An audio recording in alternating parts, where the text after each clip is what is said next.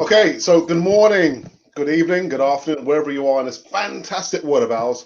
Welcome back to Cannon Fodder, the channel for Arsenal fans all over this world. I tell you what, the crew are back, man. It's been a while. We're trying Men to in Black.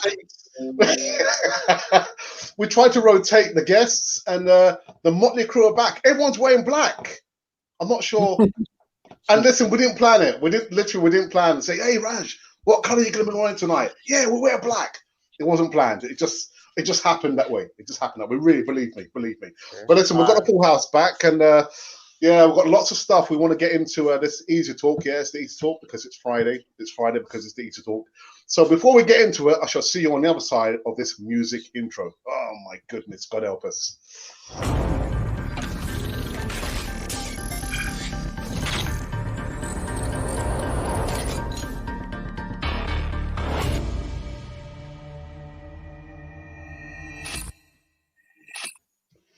Yeah, welcome back. To Cannon Fodder, the Easy Talk on Friday, man. I think it's going to be a hot one tonight, or in the afternoon, or the evening. But it doesn't matter. It doesn't matter.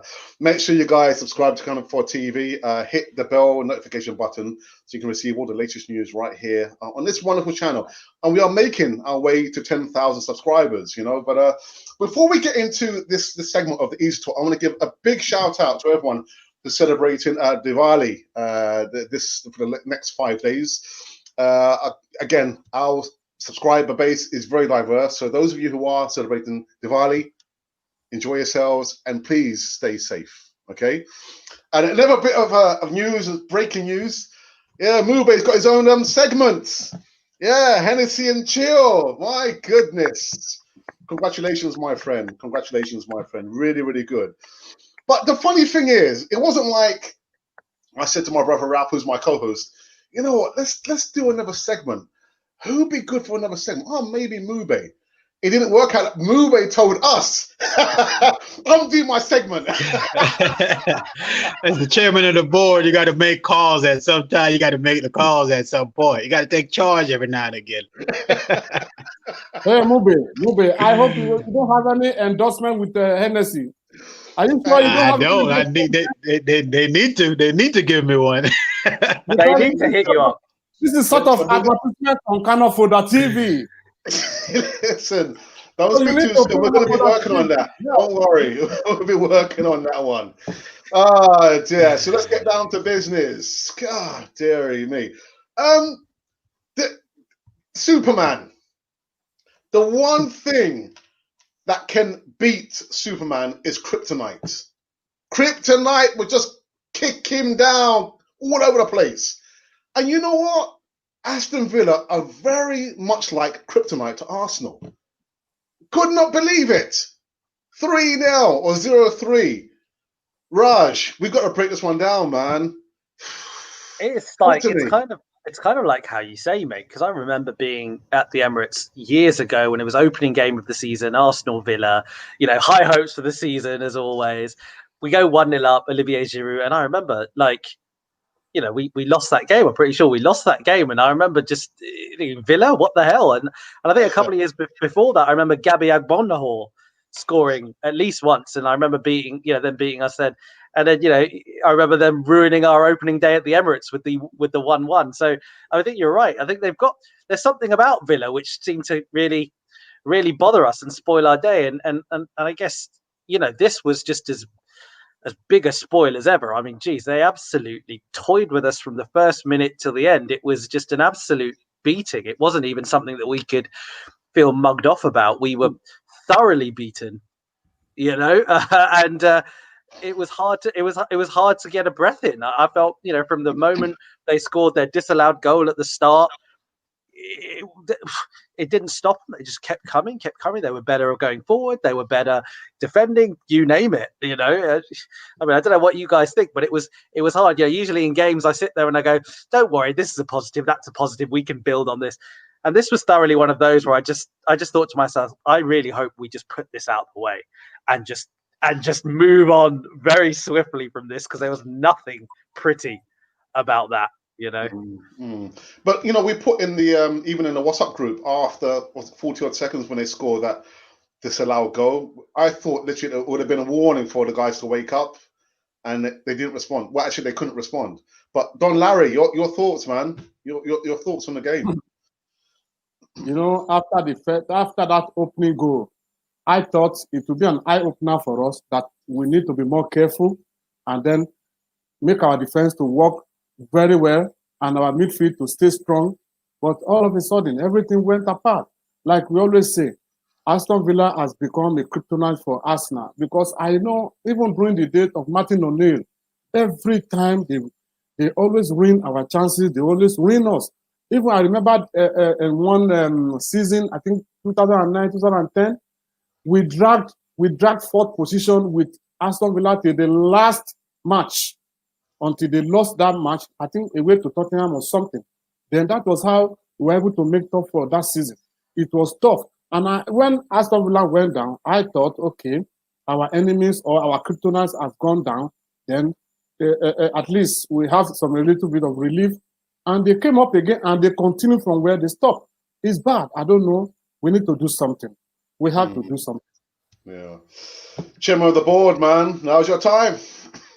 Look, man, it's stressful. It's stressful for all of us. But, it's like you didn't see it coming. That's what makes it hurts even more. Because after the performance that we had against Manchester United, and to be honest, the performance that we've been having over the season, like this is just a game that nothing went right in this game. We lost against Leicester City. We lost against Manchester City and Liverpool. But in those games, there was something in that game. Like Rod said, you can pick out a positive out of these games and say, that was a positive. Leicester City, we dominated the game. We got hit on the counterattack. They got a chance. They took it. Liverpool, we scored and we could have got a point out of that game. Manchester City, we just didn't go for it. I think we held back. But this game, from, like you say, from the off, nothing. We did absolutely nothing in this game to say, at no point in this game did I feel we were going to come back. Even at 1-0 down, I was like, there's no way we're winning this game. Like the players, we're not, the chances that we were missing, like the chances that Willian got and kick a shot from inside the 18 and it went out to the corner flag. You just know it wasn't your day. And, the chance that Lacazette missed, you just knew it. It was just one of those games where, let's go and take this loss and move on to the next game, man. There's nothing positive I can say about this game. And we should have been prepared for this game because we lost to them last season. They beat us 1-0 away from home.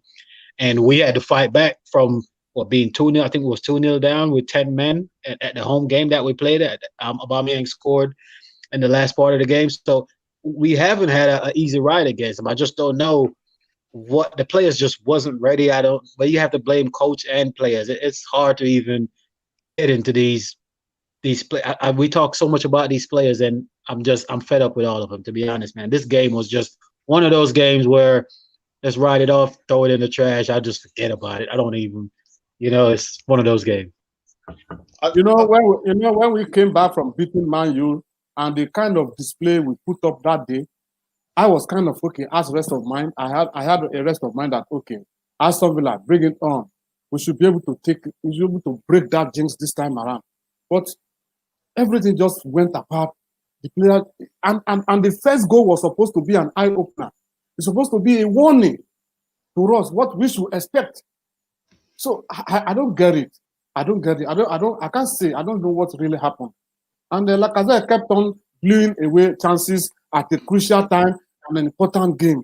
If he has leveled up against Liverpool, that goal will have turned the whole situation around. You understand? If he has scored this one again, he will have at least, that will ginger the boys, and then maybe it might be a positive result. But he kept on blowing away some chances at a very crucial time in a very crucial game. But Raj, is the club suffering? Well, not the club, the team. Are they suffering from an identity crisis? Because again, you look at the performance against Manchester United, and then it's like they didn't turn up for the Aston Villa game. I think that's it. I think they're not turning up is the real concern, to be honest, right? Like if we just break it up into two simple elements, the defensive side and the attacking side. With the defensive side, I think we could probably all agree that it's just a blip. given that this season thus far we've been an incredible defensive unit overall. We've still only conceded 10 goals. Yeah, so the best defensive record in the team has 9 goals conceded. Okay, so even after conceding 3 goals at home, we're on 10 goals. So I'm willing to sort of say, look, that was a really bad defensive performance, and yeah, fine. Arteta's got to understand what caused that belief issue, because, like you say, it was almost like no one could be bothered. That was a real concern, but the attacking concern is obviously a more pervasive one, where I think the saving grace for us all had been that, fine, we're not creating that much, we're not scoring many goals, but the defense has been really good, right? That was always a saving grace. The defense has been really good, so I get it. But when you have a game like this, where if the defense has an off day, geez, it's just, you need something to save you, and nothing was there. There was no inspiration. There was no quality of any sort. And I think probably the biggest thing I could say, if you frame the game overall, is that Aston Villa just looked better. They look better in desire. They look better in ability. And, you've got players like John McGinn, right? John McGinn bossed that game for Aston Villa. He was awesome. He was playing at Hibernian 2 years ago. Right? He's playing in a mediocre team in the Scottish League 2 years ago. 2018, he's playing, and he's bossing us at the Emirates.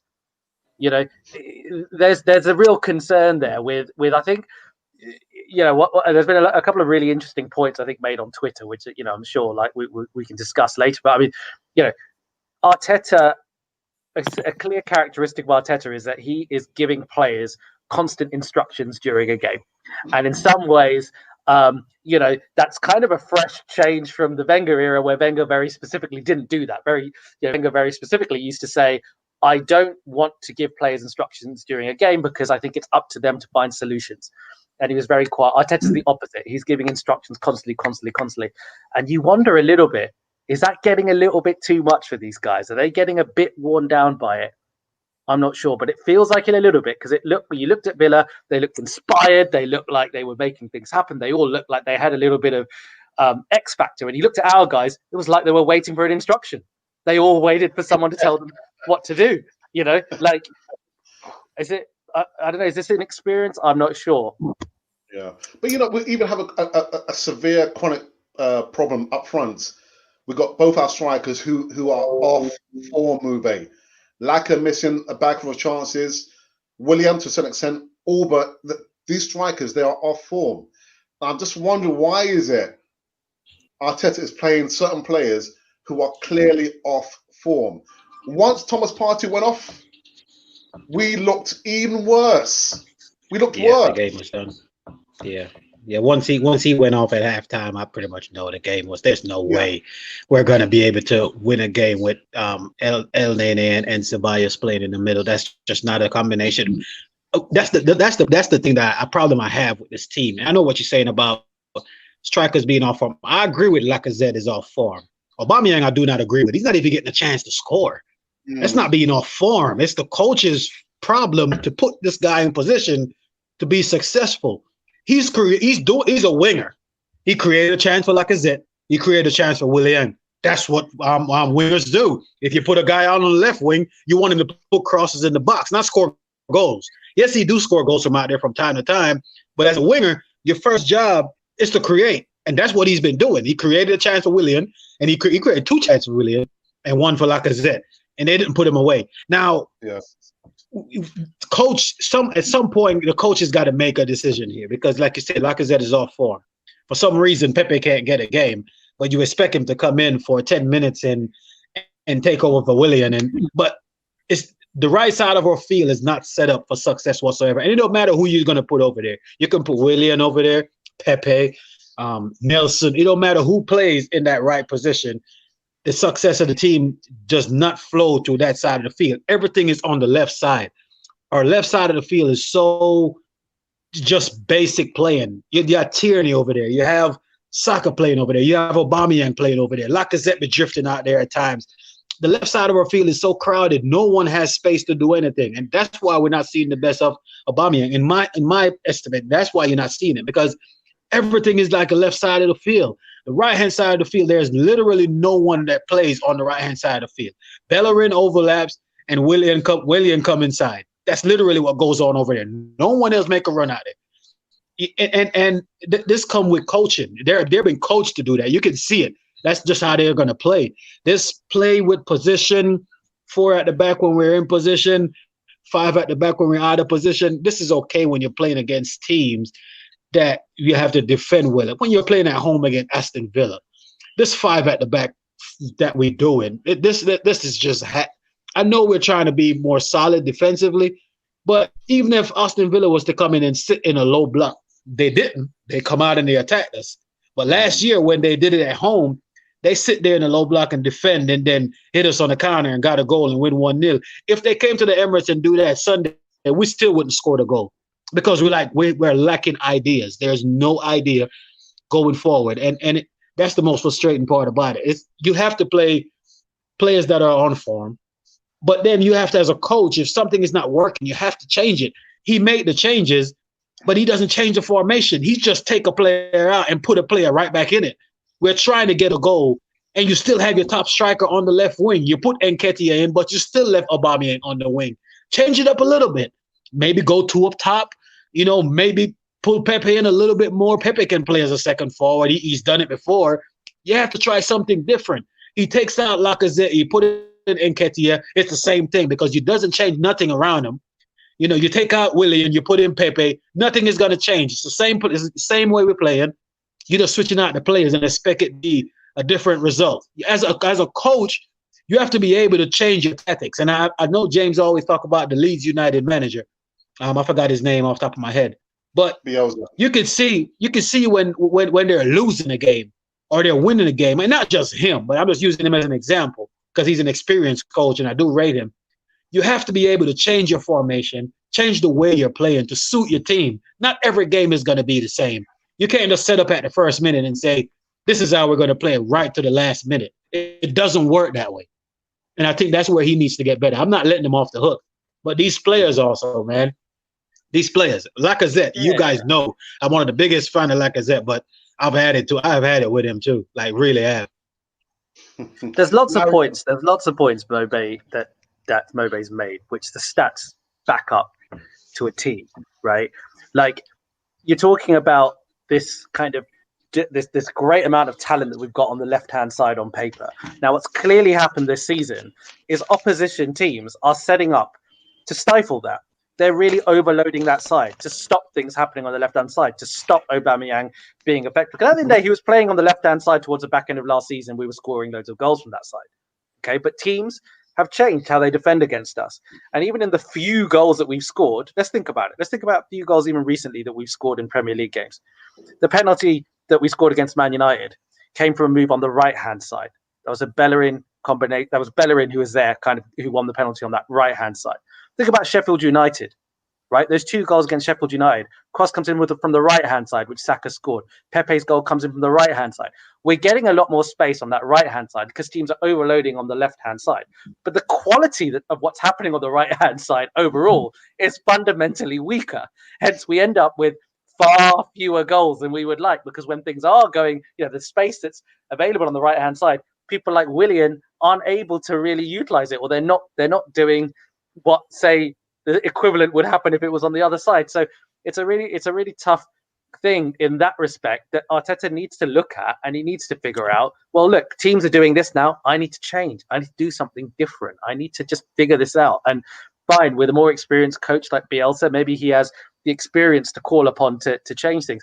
But let's also, I suppose, let's look at it in a different way. If you look at the stats, Arsenal's subs seem to have had more impact than I think 18 out of the 19 other Premier League teams, right? His substitutions when he makes them are good ones, okay? But I think there's an argument to say, well, is it a case where we need to just start off a little bit differently, right? Yeah. Should we actually stop going with this kind of bog standard approach it feels like we're doing these days, which teams are stifling that left-hand side. They're completely blocking it off. So, I completely agree with Mobe's sentiments. Larry, is it the system or is it the players, Larry? Let me give you some analysis on the reason why there was so much concentration on the left-hand side. There was a very good understanding between Tierney and Saka. which is not happening on the right side, because we have Bellerin at the right side. Who does he connect with?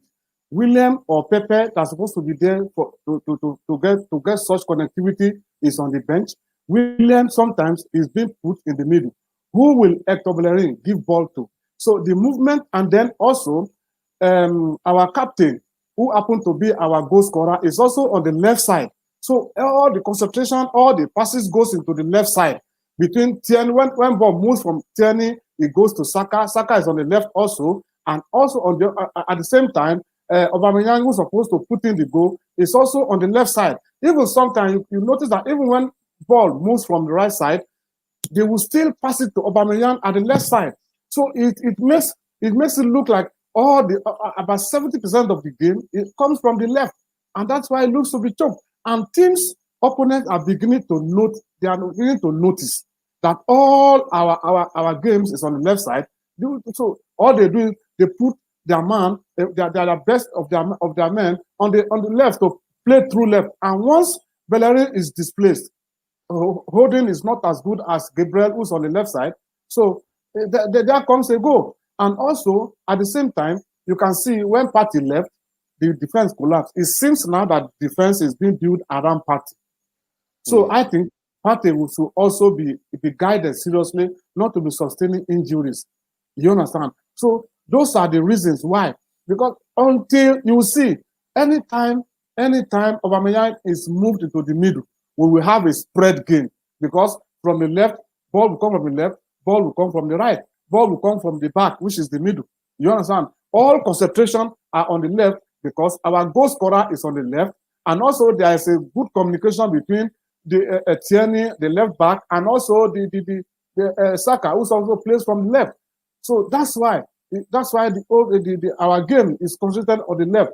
By the time Aubameyang is moved to the middle, passes will come from every other part into him. Because Lacazette seems not to be playing his role as number 9. He seems to be playing holding midfielder than to being a striker. So any chance that comes, he plays like a midfielder and blew it away. He's no longer functioning like a good striker he used to be.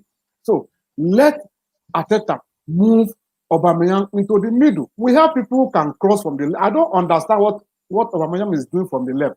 So how can he score when he's the one that is creating crosses from the left? So who will he cross to? The only person he can cross to is busy doing holding midfielder's work, which is Laka. And then William is not living up to expectation. He's finding it. Scoring. Shot a goal on the keeper. Instead, he blew it over the back. So it's really tough. When Aubameyang is moved to the middle, we have a spread game. That's my thoughts. Mm-hmm. How many of you guys would actually take this player at Arsenal right now? Yeah, totally, 100%.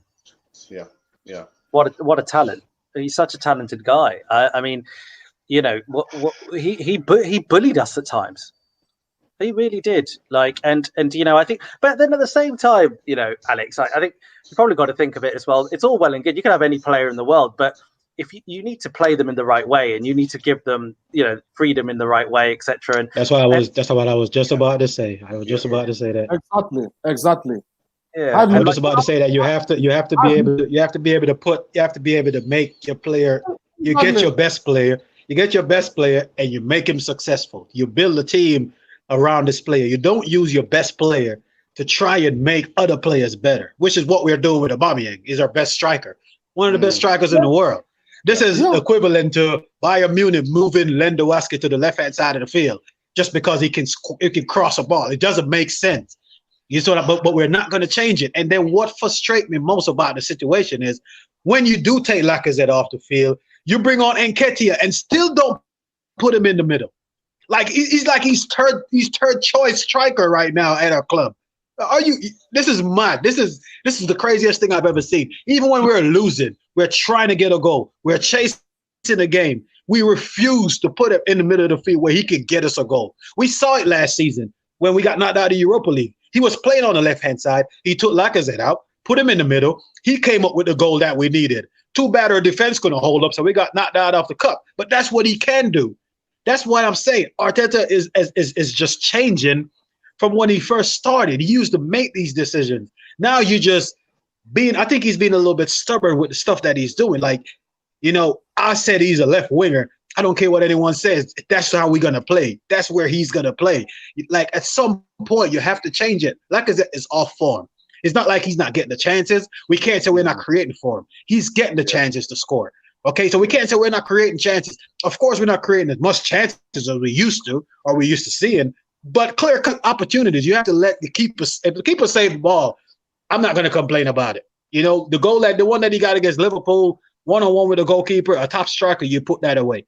That one against Martinez, he didn't even went on target at all. You know what I'm saying? And you're the number one striker. And then you took him off the field. You brought Nketiah on, and you still left Aubameyang on the left-hand side of the field. That's my problem with the whole situation. If you want to start Lacazette and Aubameyang, that's fine. But you have to find a way, when we're in position with the ball, you have to find a way to push him a little bit more in the middle. I know what my guy is saying with Saka and Tierney have a good combination on the left. The problem is there's too much players over there. No one has any space to do anything. It's stifling. Saka does not look as good as he used to. Tierney love making those overlapping runs. He cannot do it because there's 4 players over there at every given time.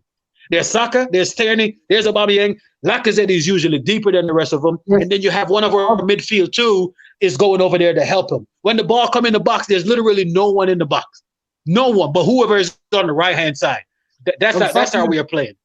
Exactly, because the person who was supposed to be scoring the goal is put at the same left side. And this is place where everybody needs to consider.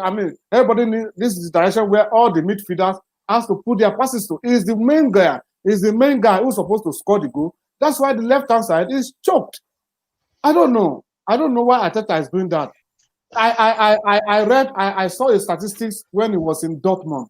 You understand? Out of 35 games, he scored 32 goals in 35 games. Lewandowski scored 30 goals in the same 35 games. You understand? So I don't know. He should put him in the middle. Wenger used him in the middle. Look, even Unai Emery used him in the middle.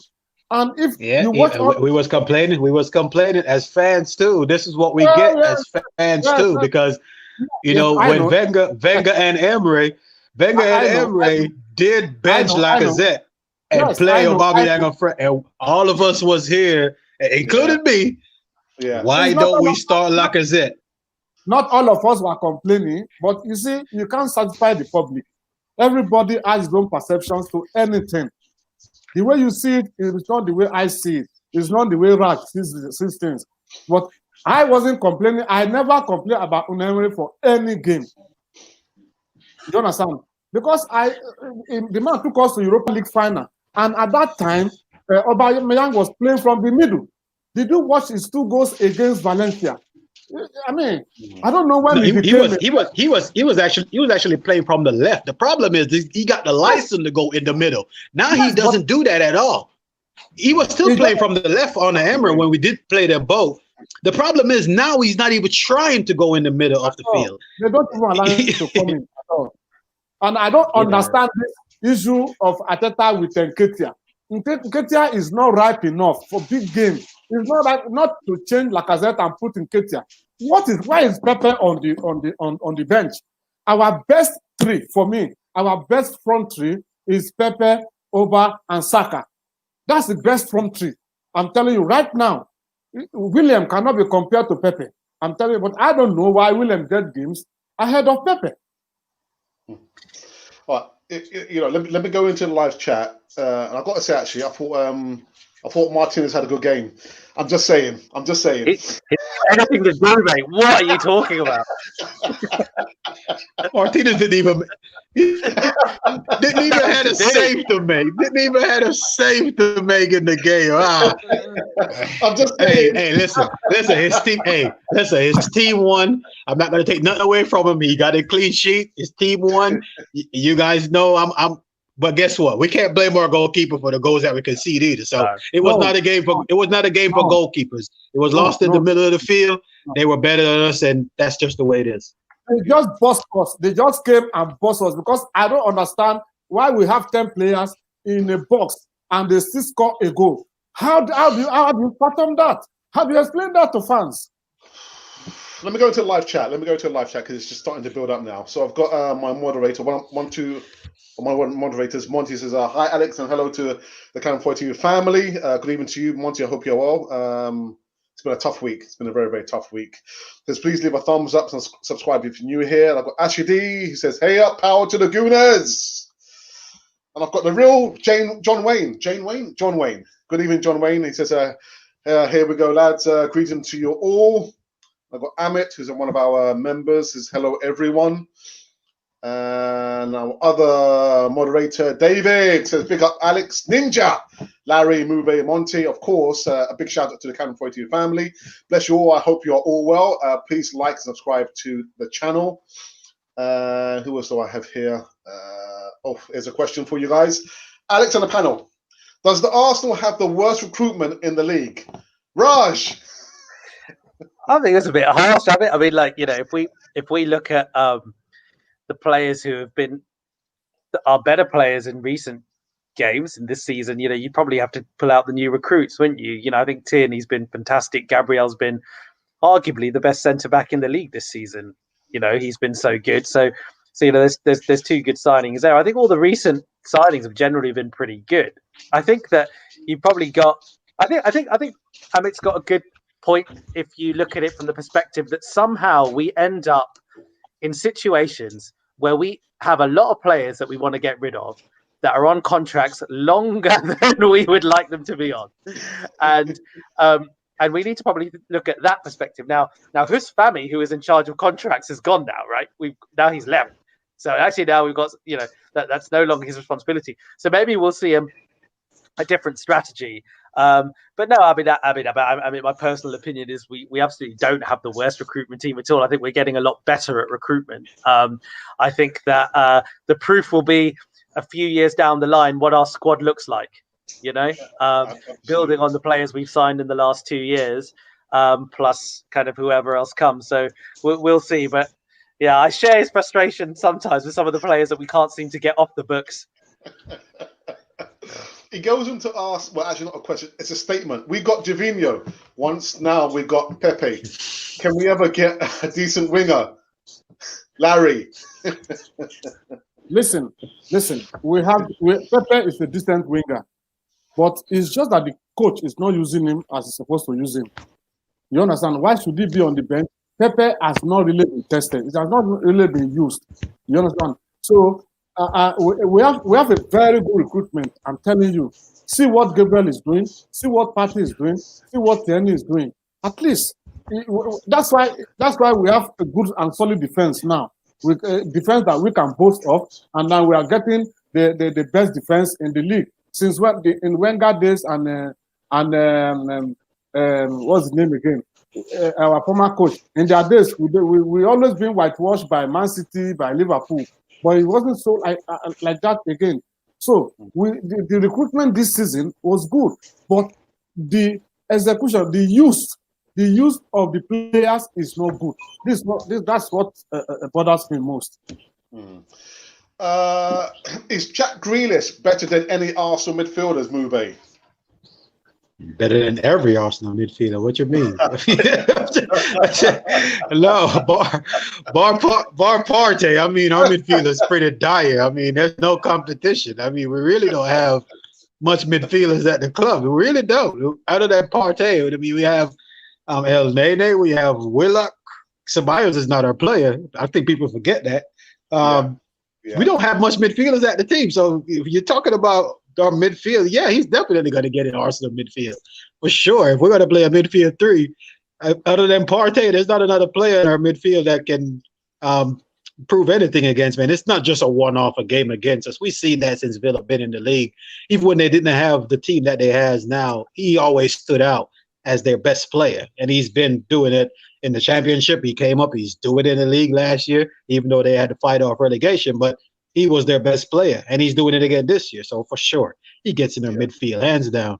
He plays on the wing anyway, doesn't he? Yeah, he's a left winger anyway, and he's a winger, and he's still getting their midfield. That goes show. but he is their main creative midfielder, so he's the one that creates chances also. Yeah. He goes on to say that Joe Willock and Ainsley Maitland-Niles must be wondering why they are not in the team. I just think about, I was doing transfer news for like the whole of transfer window, like 2 videos per day. And I saw literally Wolves wanted to buy Ainsley Maitland-Niles. We convinced him to stay. And we're not even playing him, Raj.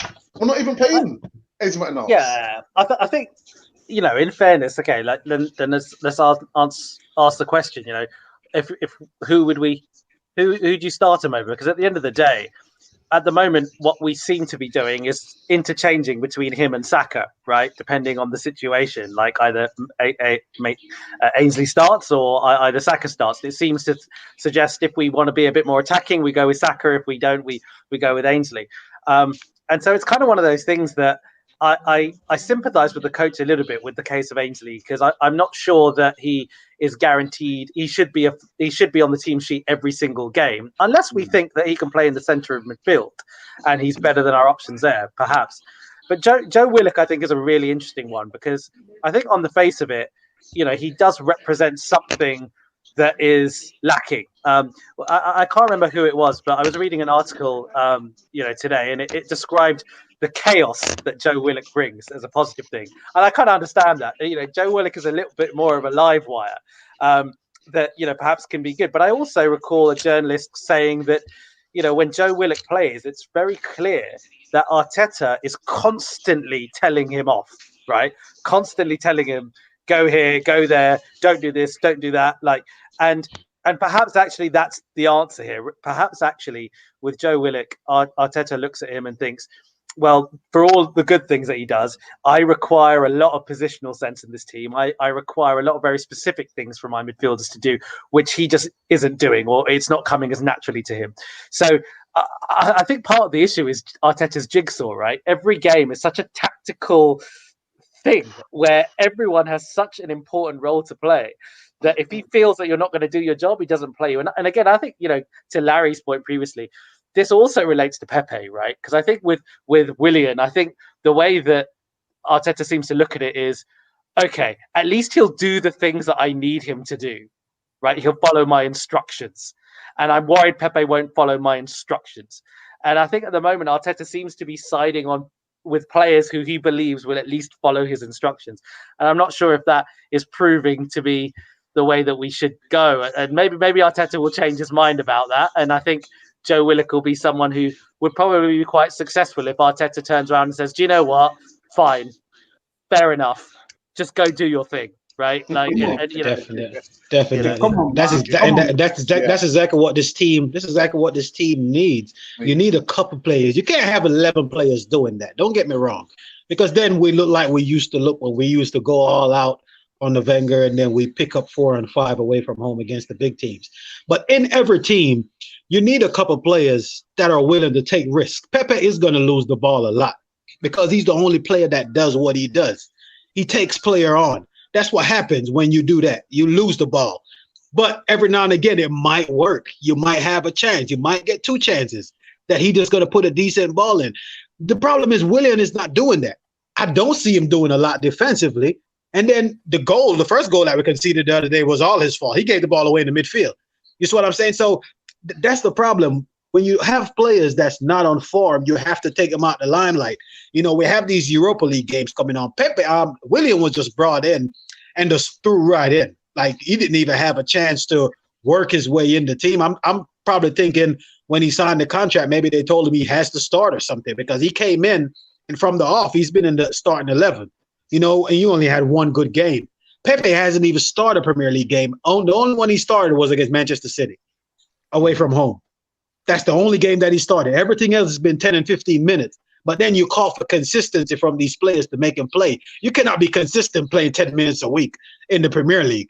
And then he plays well in the Europa League, scored a good goal. You took him off 50 minutes in the game, 55 minutes, and then he doesn't play the next game, not even a minute. It's stuff like that. And you ask for consistency. We're going to ask for consistency from our coach. You see what I'm saying? Because you're not being consistent at all in what you're doing. You know, the results are proving it. We won 2 games to begin the season. Our last 4 games, we only won 1. We lost 3 of our last 4 games. That's the reality of the situation that we're in.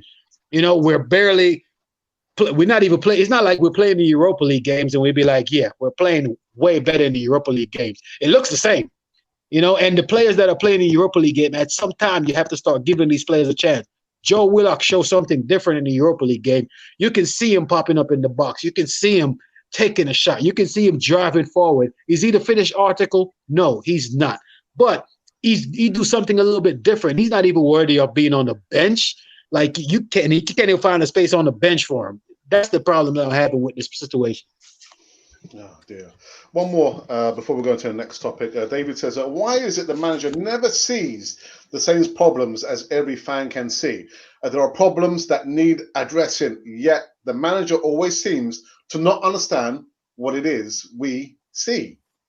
Larry, why is it, you know, as always, a manager is always the last one to know that he's about to get sacked? We can see it, but he's always the last one. You know something? You know, spectators are the best players. You understand? Because they are not in it. They are not under any pressure. Spectators or fans are the best players. But I am beginning to suspect Arteta that he's being sentimental in his in the way he chooses his players. Probably he wants to choose players that were signed during his own time. Because I don't understand his altercation with Pepe. Pepe plays well. You're not using him, just like the chairman said. You use him for 55 minutes. He didn't even play in the next game. Then the former game, he was playing only 10, 15 minutes. And you expect him to play, to put out the best within 15 minutes. How do you get the best out of a player within 15 minutes? You can imagine. And there are some games in the Europa League, he came up and he scored goals. And yet, in the next game, he didn't play him. I don't understand. I don't believe that Arteta is not saying these things, but I believe that he's being sentimental about the way he chooses his players. Probably he wants to give those that were signed during his period time, and also to give chance on the other side to the young players. So that's my own thoughts. There's one comment in the chat which is going to lead me to my segue, actually, and it's coming from the Assemble. He says, even Alex on the panel, do you think Arteta being made manager is proving to be a hurdle to many as he has learned to coach level? Now, I'm just thinking, guys, is the honeymoon period over for Mikel Arteta? Because over the last 2 to 3 weeks, I'm starting to see a lot of comments in the live chat when I do my evening segments, people saying Arteta out, Raj. So is the honeymoon period over for our coach or for our manager? I think it depends on how you look at the honeymoon. Look, I think that, yeah, he's no longer the new Arsenal manager. Okay, right. So he's no longer going to be regarded as you know, there's only so long he can kind of run on the goodwill of coming in and producing some great results and winning the FA Cup. This being said, I think there's been a massive overreaction generally in our fan base, right? As there always is. Huge overreaction. huge.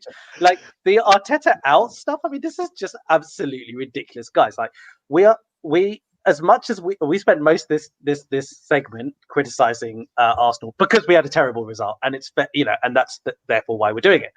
But the reality of the matter is, right? It's November. We're 6 points off top. We're 4 points off fourth. Right, we're only 4 points off fourth. Okay, so it sounds all doom and gloom. We're 4 points off fourth. We've played City away. We've played Liverpool away. Okay, we lost to Leicester. It was a smash and grab, whatever. Leicester are top of the league. They're not a bad team. They're top of the league. Villa, we're atrocious. Okay, but they are proving to be the surprise package of the season. They're 3 points off top with a game in hand. These aren't like bad. You know, fine. I would regard the Villa game as our worst game this season, and it's one that I think we were terrible in. Okay, but there's stuff about Arteta outcome. It's so early, right? Like there's so many things that we can still be happy about. Our defense is still excellent. Okay, like we had a terrible game against Villa, terrible game, but overall it has been excellent. And I think we should still be happy in the direction that this club is going under Arteta. Let's also remember, right? Like there's a few things to pick out from what Larry was saying as well, right? Like Arteta hasn't signed any attacking players aside from Willian. During Arteta's time at this club, he hasn't brought in any attacking players aside from Willian. So it's obviously like a case where he's starting from the back. He's trying to sort that out. He's looking at and the next thing, he'll progress. Well, the next thing Arteta will look at, undoubtedly, will be our attacking setup. And does he have the right personnel to execute what he wants? And I think there is a bit of an irony in the fact that Arteta, being such an inexperienced manager, being this kind of like new cowboy in some ways, is clearly very reliant on experienced players. He's going for those experienced heads. He prefers the Williams and the Lacazettes as opposed to kind of maybe starting your Nelsons or your Pepes or even your Nketiahs. He seems to be relying on experience. But look, I think overall we've got to give him time. It's still really positive overall.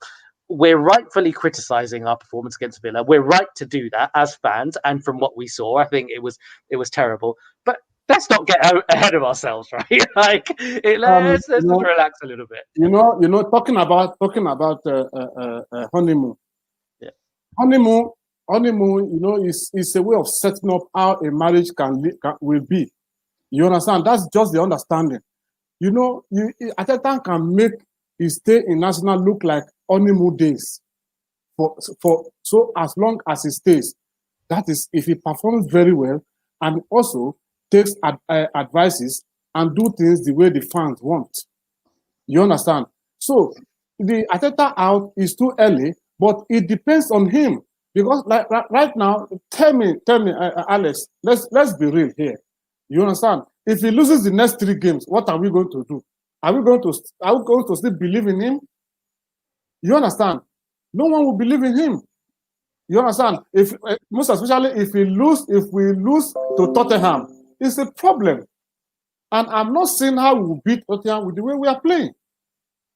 Let me answer your question. I've been saying all along, it doesn't matter whether he loses 2 on a trot, 3 on a trot. You must support the manager. Let's not be so reactive. And like Raj says, we have a right to criticize the players. Yes, you are the one saying it. You are the one saying it, Alex. That is your opinion. That is you. How many of the fan base do you want to tell that to? You understand? Well, I can only tell my subscribers. But Larry, there are many of the subscribers that you still cannot convince. Larry, are you saying to me now, literally, that if he does lose more games, you're wanting him out, Larry? No, not me. Not me. But I won't be happy about it. Let's be real. Yeah, we're not going to be happy about it. No one's going to be happy. If we lose 3 games in a row, if we lose the next 3 games, how are we going to be? Is it where you expect us now to be? This is a fact. I'm not saying I don't want Arteta out. Like I said, for you can make the honeymoon to be every day till 10, 15, 50 years, as long as the marriage lies. You understand? It depends on you. It depends on the couple. You can make marriage to be new every day, to be like honeymoon. It depends on the way you set your marriage. You understand? So the same way, the honeymoon for me, for Arteta, is not yet over, but it depends on him. If you continue to make mistakes, people are telling you, put Aubameyang in the middle, remove Lacazette. You are still doing things against the will of the people. People will not support you. So let's just be objective let's forget sentiment or anything. You understand? We paid him to come and coach us. He told us he's going to take Arsenal to Champions League. Win Champions League in 3 years. Are you getting me? In the first years, we found ourselves in the 15th position. So how do you fathom that? But Larry, that's not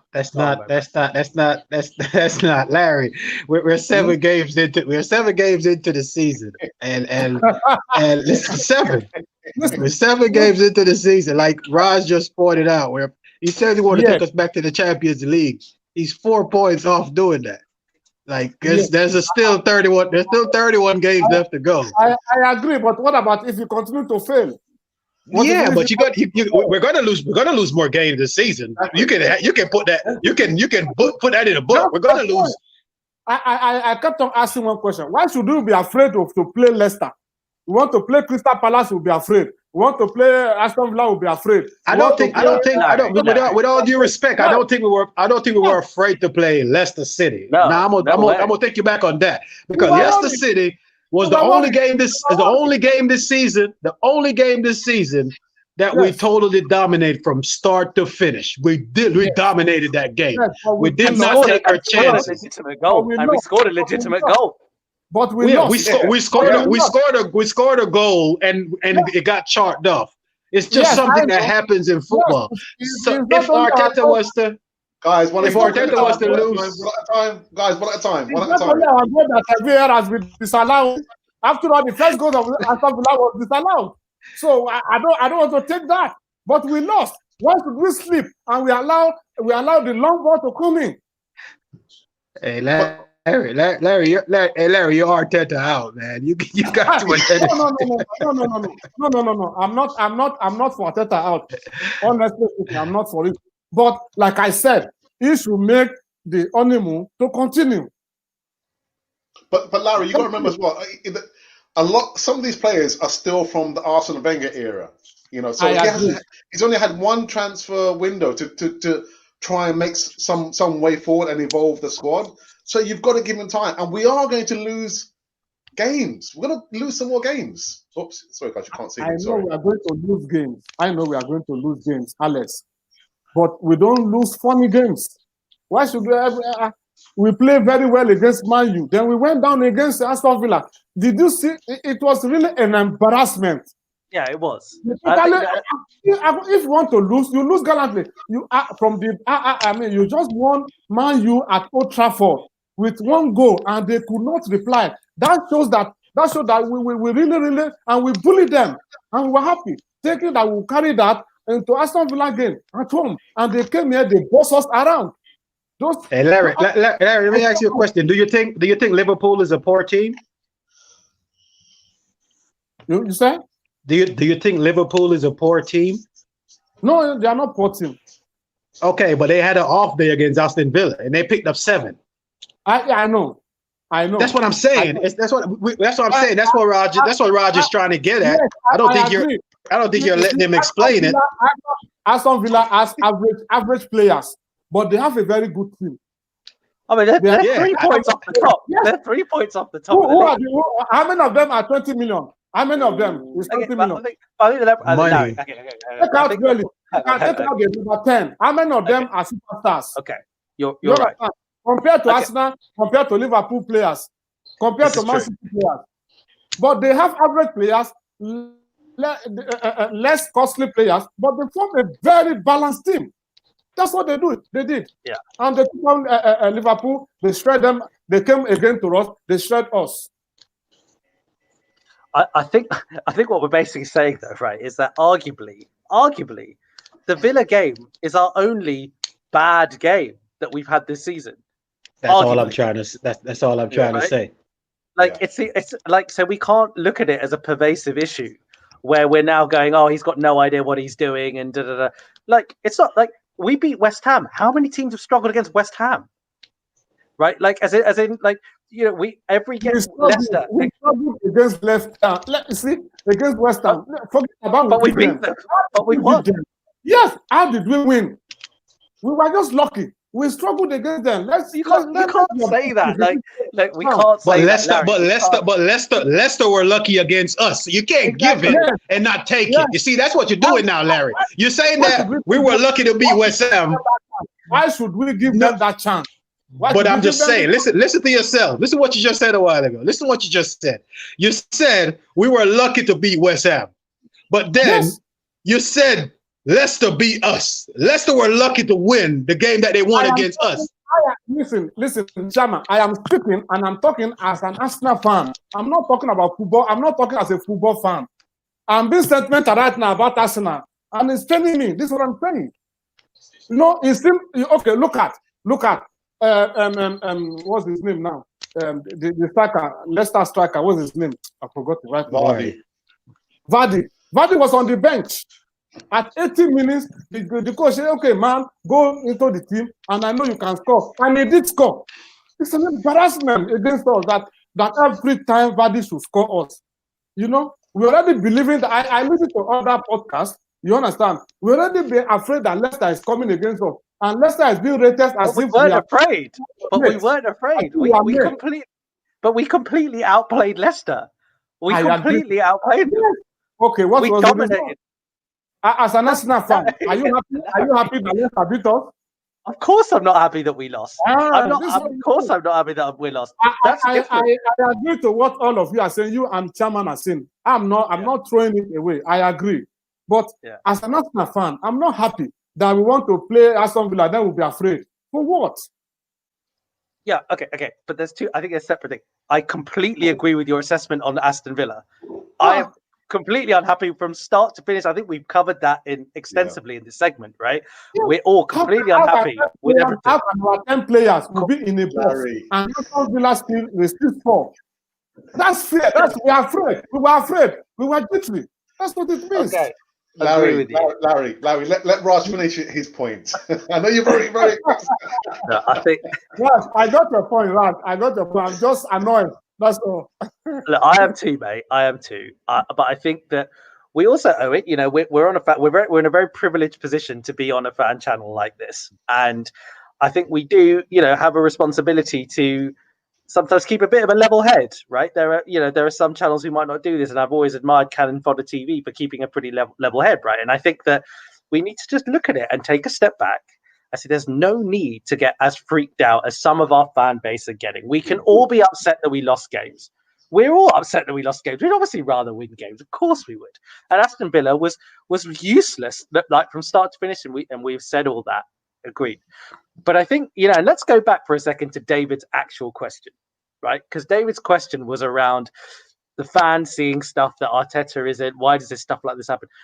I think we need to take a step back as well, right? At the end of the day, there's a lot we don't see as fans. We don't see training. We don't see how they prepare. We don't have the level of football knowledge that Arteta and his coaching staff do. Let's be quite frank and honest about it. We are fans. We're entitled to an opinion. But let's not talk like we are experts over and above the coaching staff and Arteta here, right? So at the end of the day, the decisions that they are making are coming from a good place. They're coming from a place where they truly believe they're going to get results this way. And when it doesn't work out, it's very easy for us to then turn around and say, why didn't they do this? Why didn't they do that? Blah, blah, blah, blah, blah. Okay. But one of the things I think we really should take confidence in is it really does sound like our players buy into what Arteta's doing. It really does sound like the senior players, like Aubameyang, Luiz, etc. They talk with a huge amount of respect to a rookie coach. They talk about him in a way that is quite surprising, right? They really, really talk about him like they know that like Arteta really knows what he's doing, that he's got a plan, that tactically he's really smart and he's going places. And I think that sometimes we just need to take a step back and go, as fans, maybe we don't see the full picture and maybe we're very reactive and maybe we just need to have a little bit of faith sometimes. We got to be patient, guys. We've always said, last week, we knew this was going to happen. Arsenal lose a couple of games and everyone's going to get really stressed out. We knew this would happen, all right? But like Mobe pointed out again, like what I said earlier, we are like a handful of games into this season. We are 4 points off 4. Okay, it's okay. It's going to be okay, right? Fine. We'll get to the end of the season, and if it's a car crash, fine. That's one thing. But this is 8 games into the season, right? There is one positivity I take, and that's why I will not support Arteta out. Arteta is working on our defense, and is doing very well. Because I can't remember during the Wenger days when we have the best defense. I can't remember. I credit him for that. You understand? I credit him for that, but let him do the necessary adjustment, which I hope he will use these 2 weeks break to adjust. Let him look at all the video tapes and see where he needs to do the correction. I'm not supporting Arteta out, and I will not be. I will not be. Yeah, and it's funny. I foresaw this was going to happen. I said at the beginning of the season that just because he loses 2, 3, 4 on the bounce, it doesn't mean that I'm going to be calling for his head. But I've just noticed the wind of change over the last 2 weeks. I've seen a lot of negative comments towards Mikel Arteta, and I'm there trying to be like King Canute, trying to keep the wave back. But yeah, honeymoon period, man. Oh, Jeremy. Let's move on to the last segment. Actually, I want to talk about before I go back into the live chat. This stuff about certain players going to the media and complaining about the regime, about the manager, about their teammates. I'm so old school about this. I don't like to see players go into the media and complaining about what's going on behind the scenes. I'd far rather Nicolas Pepe kept it to himself and speak to who? Mikel Arteta. Because Mikel Arteta is the manager. He chooses the players and he chooses who is going to drop. But yeah, this bit of news really annoying me. Nicolas Pepe going to and speaking to the French outlets and complaining about, I've been asked to give 100% in the games, and then come game day, I find myself I'm on the bench. Mube, how do you feel about players, going out to the media and complaining about their managers there? How do you feel about that?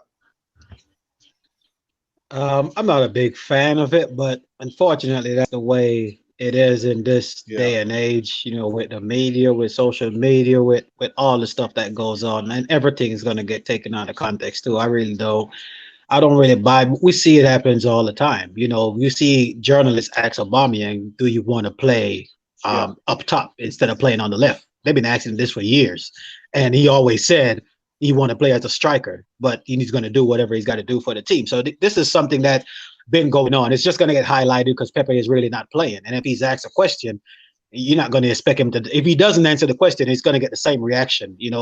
Why didn't Pepe answer the question? He's weak, or if people are going to look at it some form of way.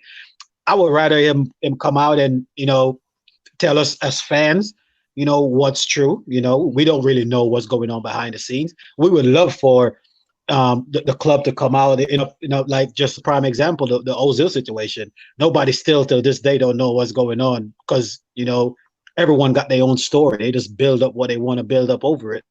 You want the players to be open with it, but at the same time, a player like Nicolas Pepe, you can tell he's frustrated, and you can't expect a frustrated player to perform for 10, 15 minutes when he comes onto the field. Yeah, he's playing in the midweek games, but when it comes to the big games on the weekends in the Premier League, I don't think he's getting his fair chance. And he has, when you sit on the bench and you watch someone like Willian in front of you doing what he is doing. And I'm not saying Willian is a terrible player. I'm just saying I think he's thrown in to the deep end. I'm not overreacting, like I said, not even with the players.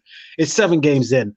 But if a player is not playing well, take him out of the team, put another player in, put the other players that not performing so well, let them play some Europa League game. Let Lacazette start some Europa League game, play 90 minutes in them, score some goals, get his confidence back, because he's a good player. He's a good player. He just don't have that confidence in front of goal. Why not put him in a game where we're scoring 4 or 5 goals? Let him sit there for 2 or 3 weeks and work his way back into the team. The same thing happened when Arteta came in. Arteta benched him and was playing Nketiah.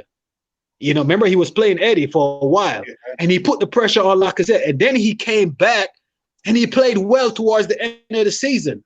This is what you have to do. These players are like shoe-in to play games, and we're going back to the way that we were before when Wenger was here. When Wenger was here, his starting 11, and no matter what happened, we know that Nazareth was going to start, whether it was on one leg. We know that, Cascione was going to start. No matter how they played the game before, these same players were going to start. So we need to just get back to it. But I do not have a problem with him going to the media and just, telling it like it is. Like, he's working hard. We can see that he's frustrated as fans. And this is another thing. It's just going to divide the fan base if it keeps on like this, because if it's going to make people that are big Willian fan or want to see him play, people just going to put their hate toward Willian. And I don't think it's fair towards him. I really don't feel it, because you can see people already turning on him 7 games into the season, and people are turning on him. I don't think he's a bad player. I don't think he's the best right winger at our club. That's the problem. Raj, your thoughts on players going to the media and speaking about and airing their laundry in public?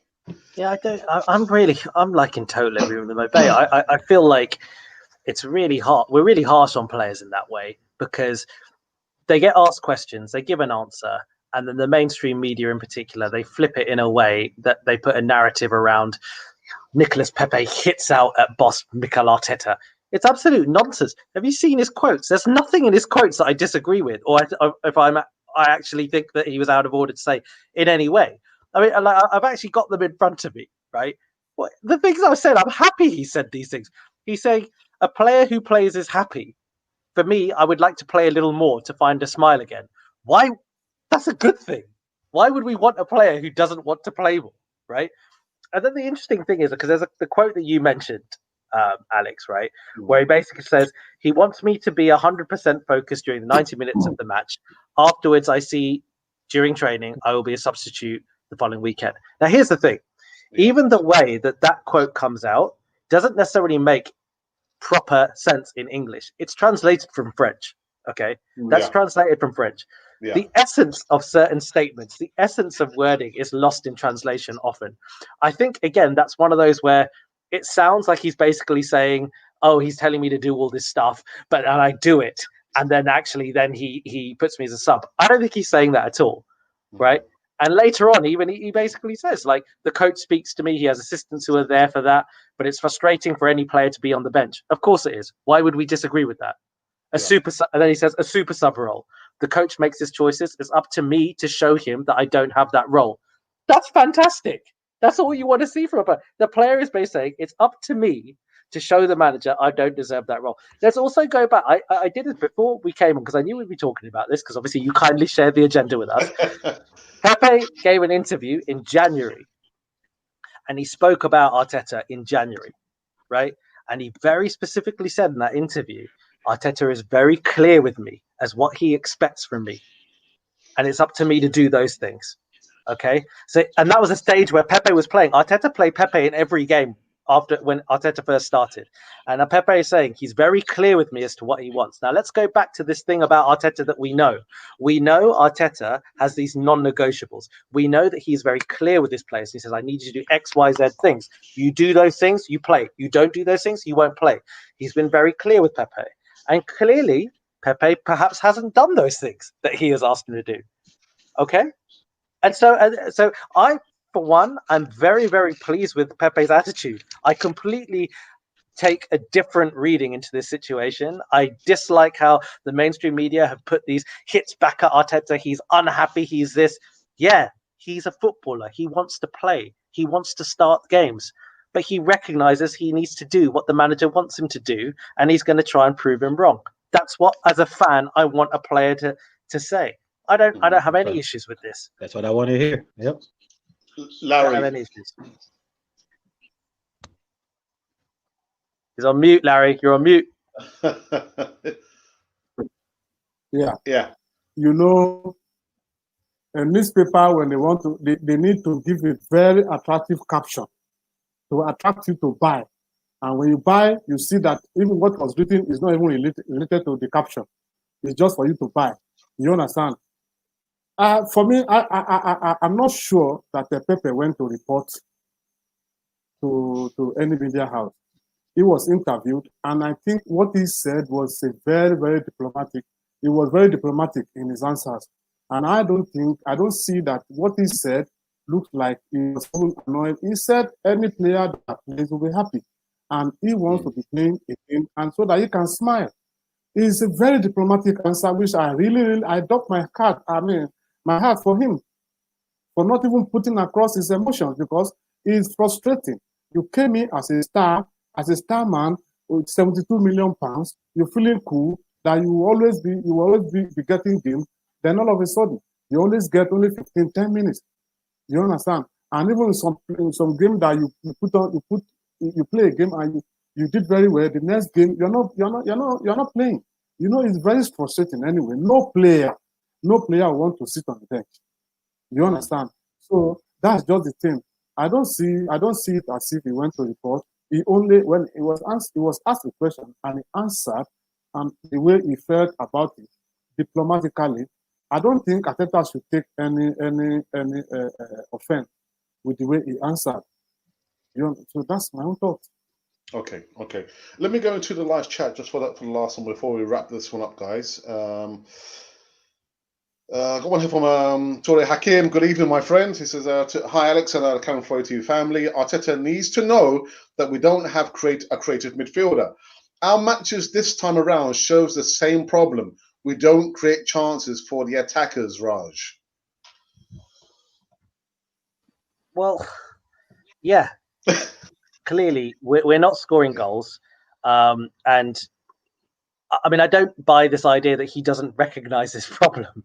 I don't buy this notion that we see something that he doesn't see. I think what he's looking at, he goes, how do I maintain this defensive stability but improve my attacking numbers? Okay, and again, I'll go back to the fact that Villa was a car crash, but I don't think Leicester was. I think we created chances and we didn't put them away, and that's strikers having a very bad day. Like, we had good chances against Leicester, man. Like, we really did. And against Villa, fine. We were, as we've covered, we were a bit of a car crash. We still had at least one decent chance with Lacazette should have put away, right? But at the end of the day, I think Arteta's mission is, whenever you talk about a program or a project, whether it be in business, whether it be in football, you talk about tactical solutions and strategic solutions. Strategic solutions being your long-term solution, what something that is going to be long-lasting, something that is the ultimate fix that you want to put in place. And tactical solutions are the things that you put in place along the way to fix problems in the short term. And I think what Arteta is trying to do is not diverge away from a strategic solution. I think in his mind, he knows what he wants us to be. And I think he's starting to go, I'm going to build our defense. I want us to defend in this way. And I'm going to, develop from there. And I think what he's trying to do is not put too many plasters on and diverge from the strategic direction that he wants to go in. Now, I'm not saying necessarily that's always the right thing to do. I'm not saying that. But I'm saying that at the end of the day, I don't buy into this notion that he doesn't see the problem. I don't buy into this idea that he doesn't see that we're not creating enough, or he doesn't see we're not, whatever. I think at the end of the day, he is worried about compromising on what he's built already, which is fantastic defensive stability, barring a nonsense game against Villa. Mube, do you think January window, do you think he'll go in the market and buy one or two players, or do you think he'll be just thinking about maybe offloading some players? Well, I'm thinking probably one player. I don't think more than one player will come in. If one, I'm not expecting nothing. I'm not going to get my hopes up of signing a player in January, because we know that never happens. It just don't. But I do expect us to offload some players, players that we're not using, players to raise some money, get rid of some of these players that's on the books. Players like Mustafi and Kolasinac and Cole, we're not using these players. So I'm really looking forward to seeing us change the squad up a little bit so we can get some people in there to get some playtime. That's a whole nother story for a whole nother show. Not even going to bring that name up, because that's another thing that got me drinking Hennessy every day and night. I'm still trying to figure out what happened there. But I really don't think we're going to sign much players in January. If we do bring in one player, I really don't even see – you can't really sign players away from clubs in January. Like, it's hard to sign a player in January unless they're running out of contract at the end of the year or stuff like that. But, balance the book some more in January. Let's see if we can get rid of some more of the players. And like I said, man, there's going to be a lot of games between. And that's the thing, too. January is not that far away. I know the season just started with 7 games in, but there's a lot of games to be played between now and January 1st. We're going to have a better picture of where we're at. Because we're going to play at least almost half the games by January 1st. Then we can really go off the edge and start drinking like Larry seemed like he's doing over there. Now we can we can start to panic a little bit. But I think for now, just try and, like I said, like Raj said, the defensive stability is there. When he first took the club over and he said he was at Manchester City watching the game, it was how easily teams were scoring against us. That's the first thing he was talking about. We were still attacking. We were still creating chances. We just couldn't keep goals out. And he's come in and he has changed that. We're very well organized defensively, whether it be by players that we brought in or the players that's there. When Luis and Gabriel play together, I think they're a good partnership. I didn't understand. I know Olden had a good game against Manchester United, but I still think that at this point, Luis is playing better than Holden is playing. And I'm not a big fan of Luis. You guys know that. But he's playing well. He's been playing well since the season started. And I think he should keep his place for now alongside Gabriel. So let's just build on this defensive stability, man. No one is saying Arteta out. No one is saying, get rid of him. We're disappointed with the result. And we're seeing where the team need to be improved. But at the same time, like Rod said, I don't think he has a blind eye to it. It's just frustrating when we see our main man we're not just used to seeing Aubameyang this off form. He's never been this way since he's been here. And that's the most concerning thing. At least we always be like, you know what? Our defense is crap, but Aubameyang will score 2 goals. We can't even say that now. So that's where the frustration is coming from, I think. Yeah. Ashley says, Grealish was good, but we made him look better. We were lazy. They had no interest in the game and seemed that they had their minds on something else. Mube's Hennessy. Not so sure about that, man. If they won the bottle. Got Jonathan from Colombia. Guna, who says, hey, cheers from Colombia. I'm still recovering from my Leicester Villa wounds. Trusting in Arteta, his players. We have to be behind them and protect them too. Just the last few before we wrap this one up. We should shout out to Jonathan. What a legend. Yeah, absolutely. And all the guys out there in Central and South America. Danny says, Laka is a skillful player, but I think Arteta didn't allow him to play confidently. Welcome, Alex. And Danny, welcome to you as well, my friend. Let's try and get it's back again. Just a few more before we wrap this one up. I got Gary, DWTT, says, hello, Alex, David, and the panel. Come on, you Gunners. And welcome to you as well, Gary. There you go. Who else do we have here? Very, very quickly. Oh, this is a good one. Willow Mo Fire says, Arteta is overthinking things, Larry. Yeah, I think so. Like what did this man said? He said he's boxing far ahead of him. Yes, I strongly believe I know what Arteta really wants. You understand? But I think he's not really doing it in a proper way, and it needs. But I still can't blame him. But like I said, now we don't have creative midfielder. And I believe maybe probably that is why he kept on rotating players. But what he needs to do right is just to put Aubameyang in the middle. That's all. Our problem with scoring goals will come because I know people like Ceballos can create sometimes. Partey will move forward and also throw in some passes and also crosses from left and right can also give him goals. That's just the mistake I see that he's doing now, putting Aubameyang in the left permanently. Is drying up guys. They can't score goals. I remember in the last 2 seasons, by now, Aubameyang should be on 8, 9, 10 goals. So that's my thought. He's a good coach. He has the future in his hand, and he's tactically okay. But he should try and do more. Olodonki, good evening. Says William is doing a lot of things that no one is noticing. But his winger days are over. He has to play in the midfield or behind the striker. Raj? Yeah, I think that's quite a fair analysis in many ways, right? And I think Willian, even at Chelsea, was the kind of player that did a lot that no one really noticed, right? He wasn't always a guy that gets the headlines, but such a hardworking guy. I've always felt that even from the first game against Fulham, and I know he had a very good game against Fulham, but I've always looked at him and thought that he positionally was making very experienced decisions all the time. And I always thought he was doing some very sensible things. I think that idea of him playing behind the striker was an interesting one. Like, I think, one would argue that there are a number of players that we could think about trying to experiment in that position. But does our system currently facilitate someone playing behind the striker at all? Like, I'm not sure. But, I agree with the sentiment generally. And I think that's probably why Arteta does really like him. I think there's a lot of dirty work that he does that, perhaps goes unnoticed by our fan base. Yeah. Donkey goes on to say that Arteta has to be more flexible with Pepe and William Saliba and play them. Gotta play them. Move. Okay, like I said, I'm not even going to talk about the Saliba thing, man. It's still, doing me. But come on, man. You have to find a place for Pepe in this team. He's not just right wing or nothing. Like, he can play. He played him as a left winger in a game. I forgot what game it was, but he played on the left hand side. You got to be more flexible with the players that you have, and that's exactly what I'm saying.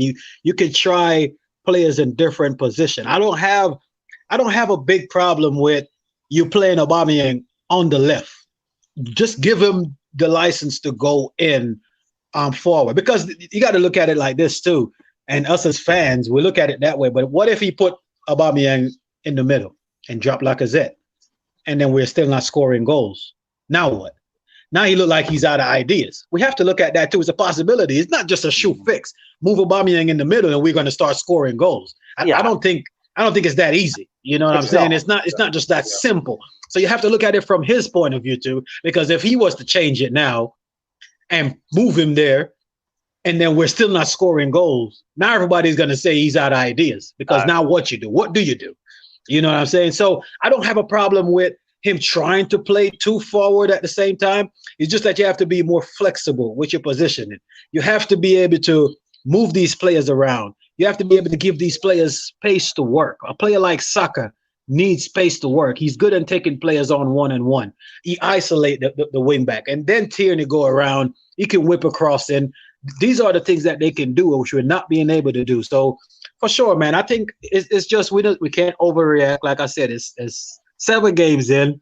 That's the reason why I didn't go on a big rant on Twitter. I didn't even overreact to that Villa game, because I'm like, I think that game was just a one-off game. Liverpool fans just take it as a laugh and was like, you know what? We lost 7-2. No one said it was going to get relegated. They got battered by Villa. I think they were worse than us. At least they scored 2 goals, but 7 is 7. You know, we have to just take this one on the chin. We have 2 weeks for international break. Let's hope all these players can come back fit, and let's hope we can see something a little bit different going forward.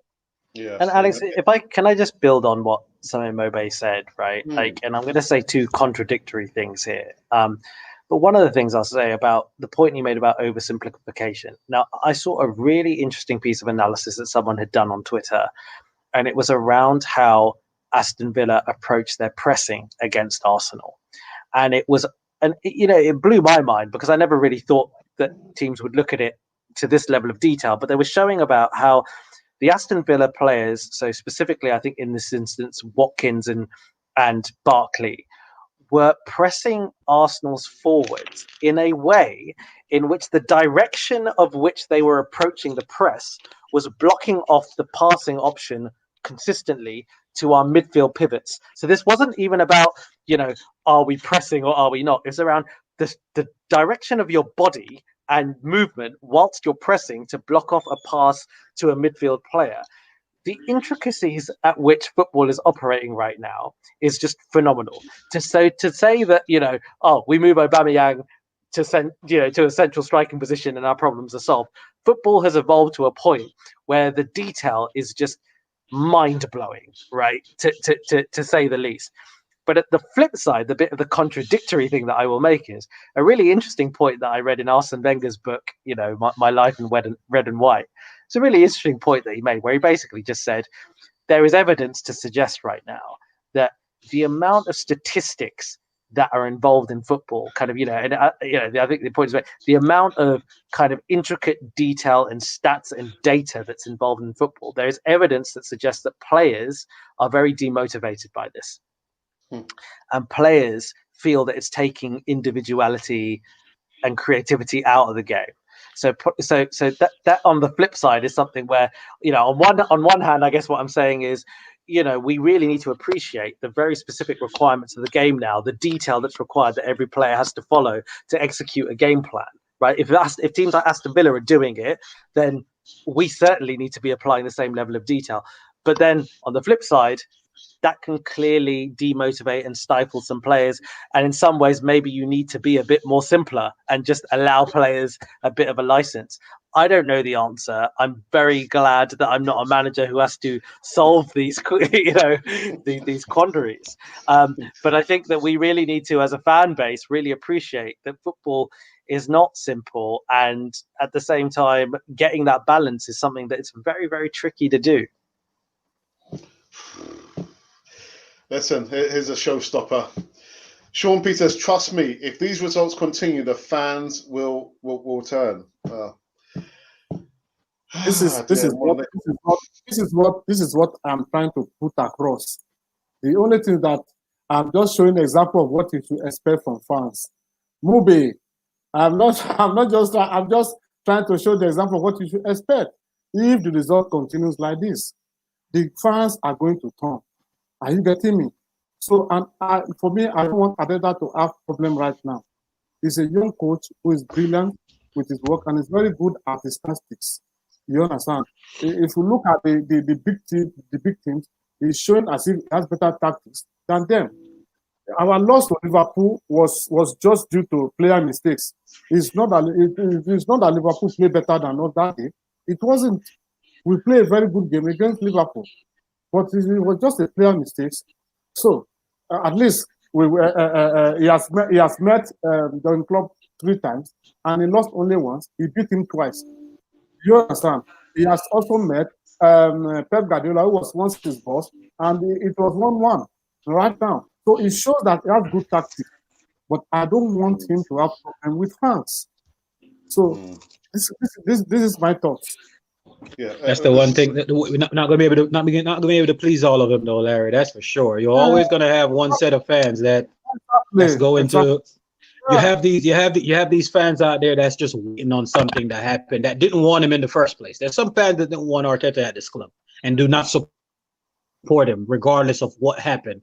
So they're just waiting on an opportunity like now to take him to go and bring up all the negativity. So, like I said, as a coach, he has to have his own ideas.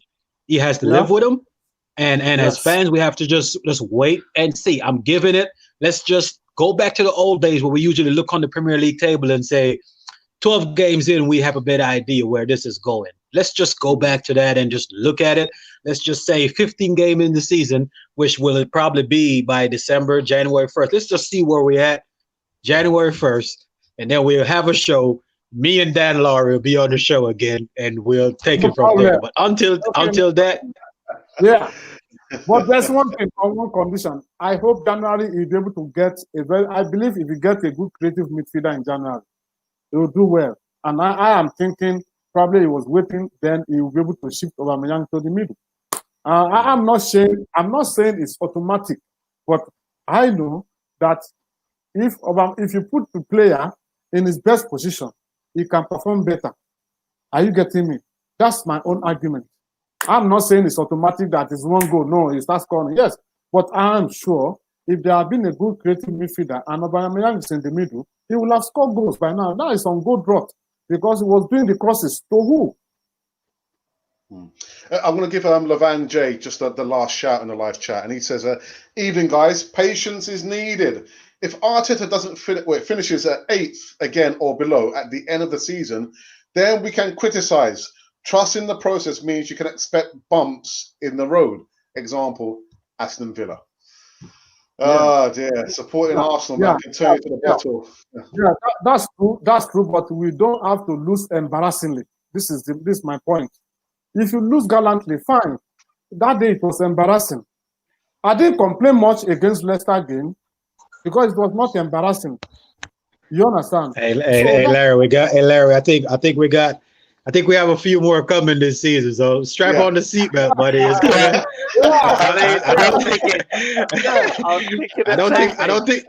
I don't think this is gonna be the last one. So if that's what you're talking about, it's gonna be a rough ride. But a coach is as good as his last game. A coach is as good as his last game. You understand?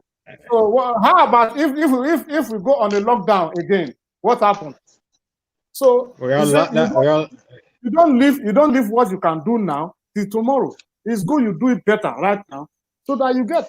If we have been winning, Liverpool lost only one game last season, other ones and they won the cup.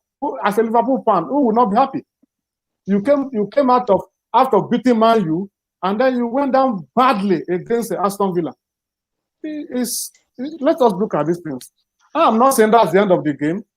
Yeah. I'm not saying. I mean, we are 7 games, yes, but why can't we win the 07? Is it bad to win the 07? That's my argument. You're asking too much, Larry. I think to Mobe's point, right? Like, there's going to be a few twists and turns. There's going to be a few twists and turns coming up, isn't there? Got Leeds away, Wolves at home, Tottenham away, right? Like, it's going to be a few twists and turns. That's argument. You are counting Leeds, who just came up. You understand? That means we're taking it so very important. They're playing well though, Larry. You have to give credit to these teams. You can't just look at it like, listen, gone are the days Arsene Wenger and Sir Alex Ferguson was here, and you had, Arsenal, Man U, Liverpool, and Chelsea, and you go into game and expect to win 38 games. The days are gone. Like, it's not gonna happen. You're never gonna have another undefeated team. And as a fan, we have to give respect. Football has changed. Football has changed. Agreed. I am not saying that. You understand? But we should not see Leeds game.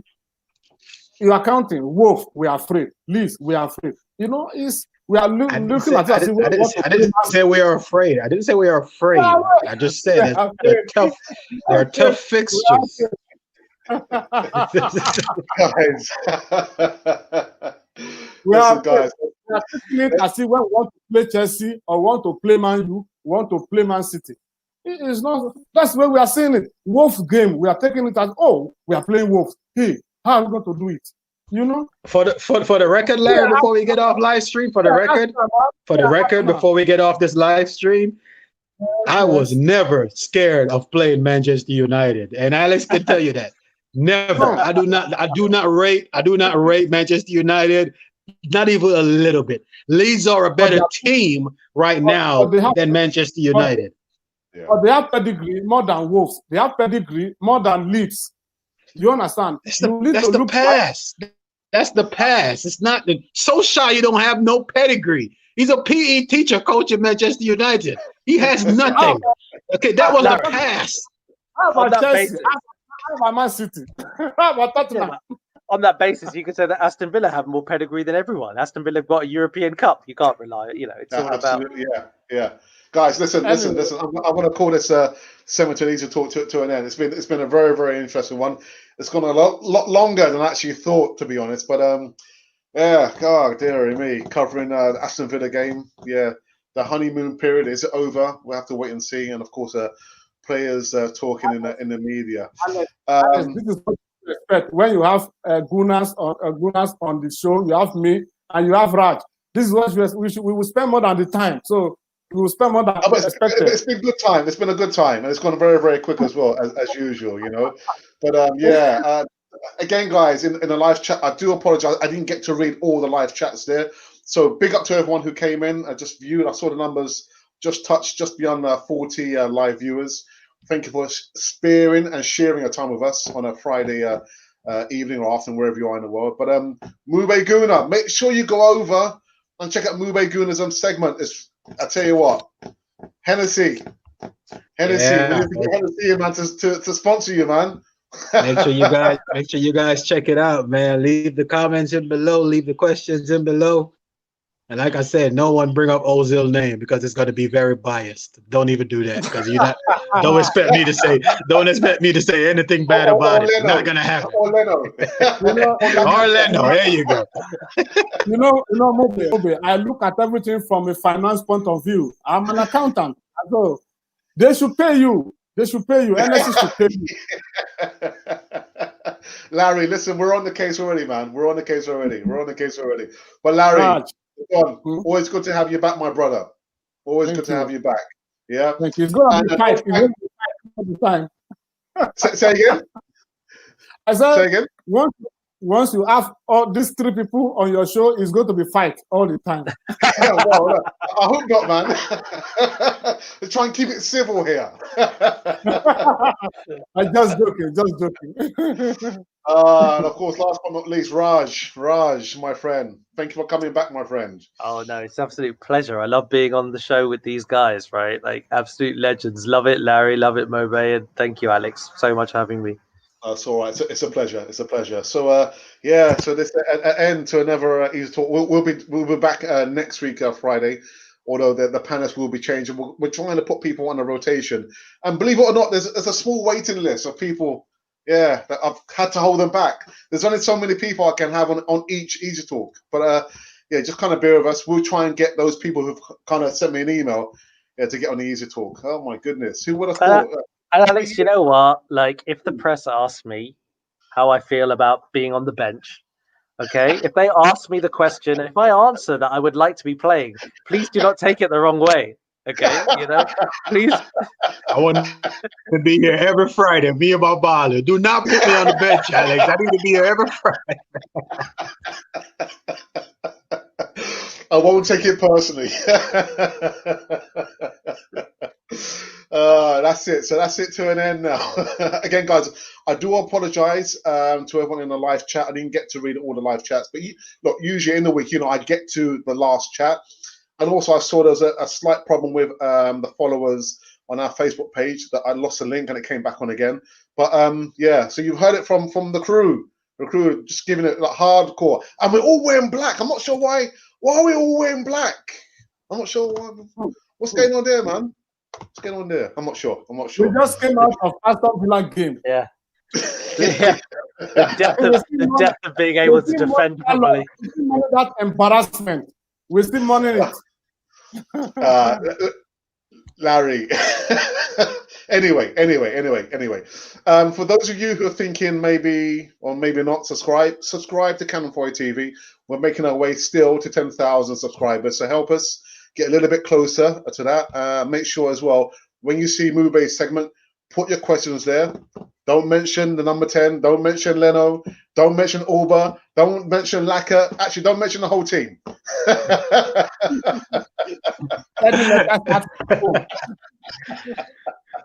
There you go. But listen, it's been wonderful. And if you've been wondering actually who you've been listening to, well, you've been listening to Cannon Fodder, the channel for Arsenal fans all over this world.